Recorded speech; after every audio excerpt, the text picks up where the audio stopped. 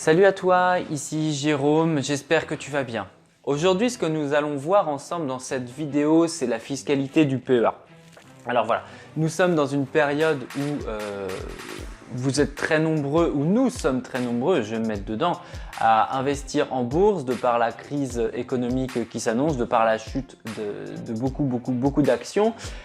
J'ai fait une vidéo précédente dans laquelle je t'expliquais un petit peu quelles étaient les modalités du PEA, quelles étaient les conditions d'accès, quelles étaient un petit peu les conditions de retrait et de versement d'argent. Donc je te mets le lien juste ici si tu veux la consulter. Et aujourd'hui, ce que l'on va voir ensemble, c'est justement quelle est un petit peu la fiscalité qui s'incombe, quelle est un petit peu la fiscalité du PEA. Avant toute chose, avant d'aller plus loin, si tu t'intéresses au domaine des finances personnelles, si tu as envie de booster vraiment ton épargne et tes finances personnelles, je t'invite à faire deux choses. La première, c'est t'abonner.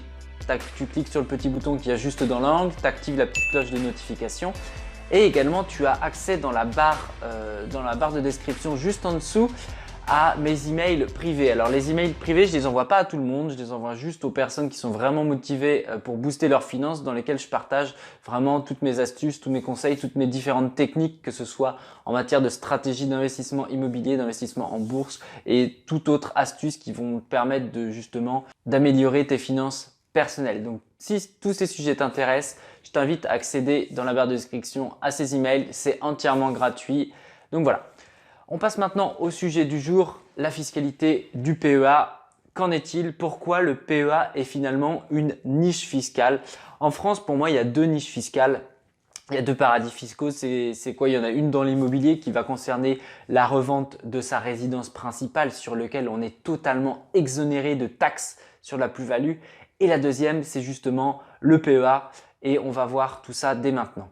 Alors, on va déjà commencer avec les dividendes. Les dividendes que vous recevez de la part des entreprises en fonction des actions que vous détenez. D'ailleurs, si les dividendes, tout ça, ça te paraît c'est abstrait, j'ai également fait une vidéo à ce sujet. Je te mets le lien juste ici. Et tu peux également parcourir ma chaîne, tu trouveras différentes informations sur les dividendes.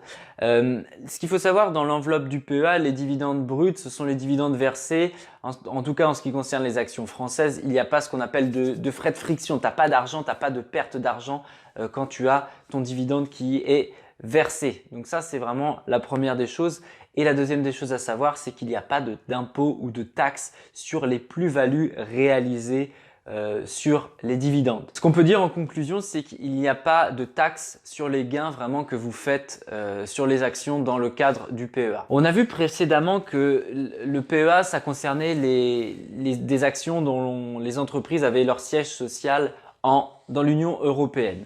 Sauf pour la Suisse, qui n'est pas éligible au PEA, mais par contre qui va comprendre l'Angleterre. Donc là, on a vu vraiment les entreprises françaises. Par contre, qu'en est-il des entreprises étrangères?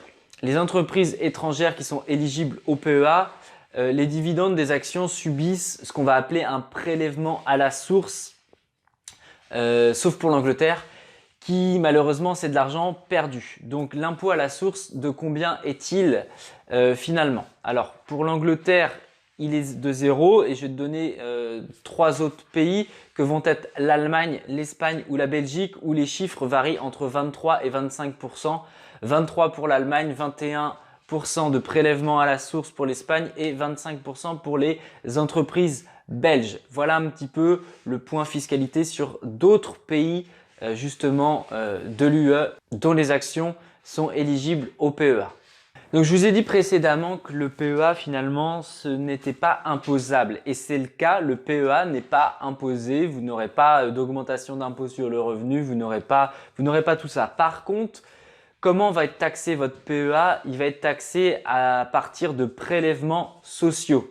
Alors, en fonction du moment où vous allez regarder cette vidéo, les prélèvements sociaux peuvent plus ou moins varier. Au jour où je vous parle, les prélèvements sociaux sont de 17,2%. C'est uniquement justement les taxes qui incombent justement à votre PEA. Maintenant, ce que je vais voir avec vous, c'est pourquoi on qualifie le PEA de niche fiscale, pourquoi c'est vraiment un paradis fiscal entre guillemets. Vous allez le voir, c'est très facile à comprendre. Alors déjà, on va voir qu'avant les 5 ans, il ne faut absolument pas retirer son argent, ça je t'en ai déjà parlé dans une vidéo précédente, sous peine justement de clôturer son PEA. Donc, la phase avant 5 ans, on va dire que c'est une phase d'investissement où tu vas placer ton argent, où tu vas le faire fructifier, surtout ne le retire pas. Pourquoi? Qu'est-ce qui va se passer par contre après les 5 ans? Après les 5 ans, tu vas justement avoir des prélèvements sociaux dans la mesure où tu vas retirer de l'argent.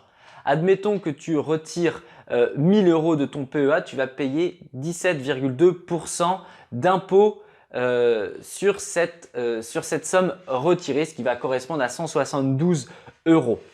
Par contre, comme je te l'ai expliqué, les dividendes ne sont ni imposés ni imposables. Tu n'as pas justement de déclaration à faire aux impôts et surtout, ça n'augmente pas ta tranche d'imposition. Tu vois, si par exemple tu retires 10 000 € sur ton PEA, ça ne va pas te faire passer d'une tranche à 30% d'imposition à une tranche à 40%, tu vois. C'est pour ça finalement que le PEA, c'est quelque chose d'ultra avantageux, contrairement justement au compte titre où là, ça va être imposable aux impôts sur le revenu. Et ça peut potentiellement faire augmenter ta tranche marginale d'imposition, ce qu'on appelle la TMI. Tu comprendras donc très facilement que le PEA, c'est quand même ultra avantageux. Pour rappel, tu peux placer jusqu'à 150 000 €. Tu peux amener de ta poche, de tes épargnes, jusqu'à 150 000 €. Après, c'est bloqué. Mais voilà, après ces 150 000 €, l'argent continue à travailler, il continue à avoir des dividendes et ce qu'on appelle l'effet cumulé, l'effet boule de neige. Donc ton portefeuille peut continuer à grossir. Et voilà, et c'est quand même quelque chose de dingue. Et tu ne seras absolument pas imposé sur tout ça en cas de retrait de cet argent. L'État n'a aucune vision de l'argent que tu possèdes sur ton PEA. C'est vraiment une relation entre toi et ton courtier. Et voilà, tu n'auras uniquement que 17,2% de prélèvements sociaux. Donc peut-être que ça va évoluer dans le temps, mais au jour où je te parle, 1er avril 2020, les prélèvements sociaux sont de 17,2%. Donc voilà un petit peu pourquoi le PEA est ultra avantageux. Ce que je t'invite à faire en fait, si tu investis vraiment en bourse, c'est de blinder au maximum ton PEA. Donc j'en ai déjà parlé dans une vidéo précédente. Mais si tu as un capital initial de 10 000 €, si tu investis 300 € par mois, il te faudra 38 ans pour remplir ton PEA. Donc entre nous, on a le temps. Tu comprendras donc facilement que c'est ultra intéressant de placer son argent sur son PEA et qu'en cas de retrait uniquement, tu auras les prélèvements sociaux. C'en est tout pour cette vidéo. N'hésite pas à me dire dans les commentaires ce que tu en as pensé, si tu as appris des choses, si tu penses que j'ai oublié des choses et éventuellement c'est peut-être le cas. Donc je t'invite à me le dire dans les commentaires. N'hésite pas encore une fois à t'abonner à la chaîne, à t'inscrire à mes emails privés. Moi je te retrouve dans une prochaine vidéo. C'était GG la gestion. Porte-toi bien. Ciao ciao.